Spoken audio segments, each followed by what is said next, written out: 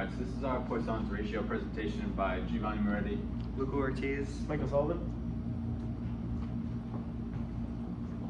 So the purpose of this lab is to learn the basic principles of digital image correlation, also known as DIC, and to determine the Poisson's ratio of three different materials using optical strain analysis, and then to compare those results with theoretical results. Some background, what is DIC?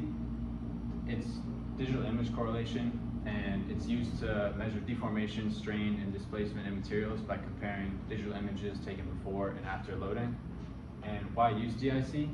Because it's non-destructive and very precise, and it can map full field strain distribution. It works on metals, composites, polymers, and biological materials as well. And it's very versatile for many different types of testing, tensile, fracture, bending, and thermal, just to name a few. What is Poisson's ratio? Poisson's ratio is equal to the negative lateral strain over axial strain, and it measures how much a material contracts laterally when stretched longitudinally. And these are our expected Poisson's ratio that we found online for the three materials. Copper with 0.343, aluminum with 0.33, and then polymer had a wide range of Poisson's ratio, so we took an average and got 0.4895. And our primary goals are to use DIC to record and analyze strain during uniaxial loading, and to determine a Poisson's ratio for each of the three materials we're testing on, and to compare these measured results with the expected values that we found online, and then finally to evaluate error sources and our measurement accuracy. And for our methodology, we use dog bone specimens and rectangular samples with a random speckled pattern, and we measured the width, thickness, and gauge length of these dog bone samples using calipers, and then we applied a preload and zeroed the load and gauge. And some key variables to keep in mind are the axial force applied, the lateral strain measured, and also the gauge length and sample geometry. And then for the software that we used GOM-SNAP 2D 2018 for the image capture, and then GOM Correlate 2018 for the analysis. And the procedure of this, we positioned the camera perpendicular to the specimen, and then we set the frame rate to 20 Hertz and took a total of 120 frames. And then we finally adjusted the lighting for clear speckled visibility to get a good capture.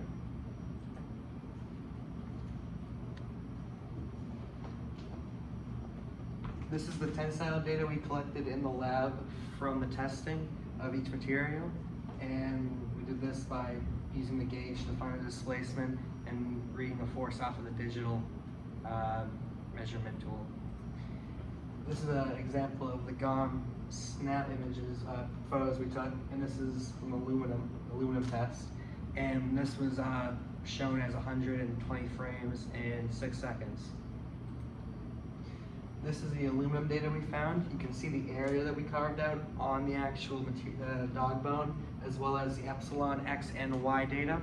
And you can see that the Poisson's ratio we found for aluminum was 0.34. This is polymer, and you can also see the area we took out of the dog bone, as well as the epsilon X and Y data. And for the Poisson's ratio, we found 0.499.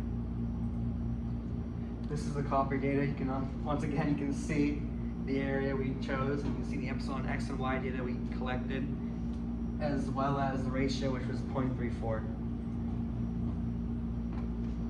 And then for the comparison of our results, we got the percent difference of each of our samples. And then, so we got 0.875% for copper, aluminum 3.03%, and then polymer 1.93%. And then for the discussion, as you can see from our percent differences, it's all within about 3% of each other.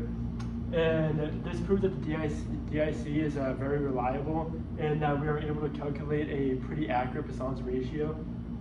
And then why there might be some percent difference is because of maybe poor camera alignment, and then just the actual quality of the speckle patterns.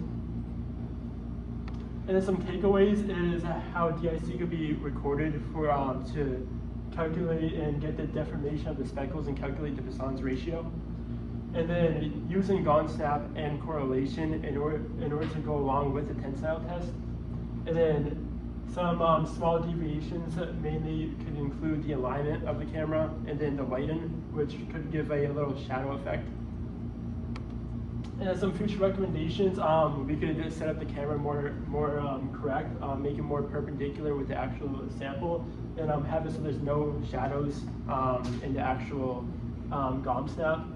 And then make sure that we make sure the GOM snap data is correct before leaving the lab, because we had one of the TAs come over, they said it was correct, but later we had a little bit of problems in the GOM correlate, which so we weren't exactly sure if we messed up during the actual experiment.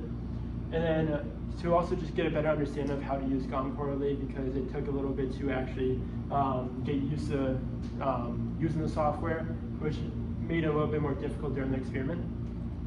And then these are the references that we had that we used during the experiment, and that concludes everything.